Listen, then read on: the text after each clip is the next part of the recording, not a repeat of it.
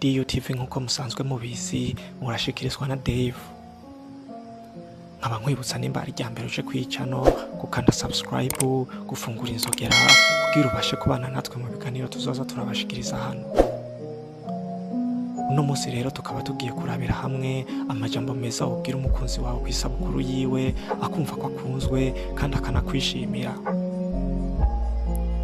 Ubu bitandukanye na kera, ubwo kera bakoresha ubutumwa bwanditse ku gakaratasi ku bakunzi babo. Ariko kino kinjana nikitwemerera kwandika. Ubu uko bintu bimeze urishikira ukamubwira ikiri ku mutima. Nk'impanuro no guha, genda witwaje impano nziza hama nyuma uyivugire ko ano majambo ngiye kugushikiriza. Ngaya rero amajambo ushobora gukoresha mu kwifuriza isabukuru nziza ku mukunzi wawe.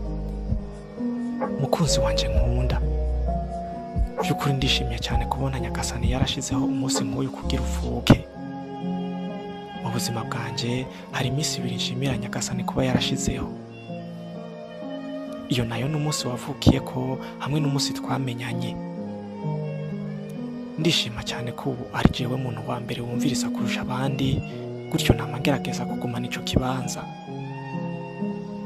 Uyu munsi twizeza isabukuru yawe, uyu munsi mu gatondo ca kare navyutse nsenga Imana ngo ikunzigamire, kandi nayisavye ko yomfasha ikampa ubushobozi bwo kukuba hafi kugira mbashe kukunezereza uko nshoboye.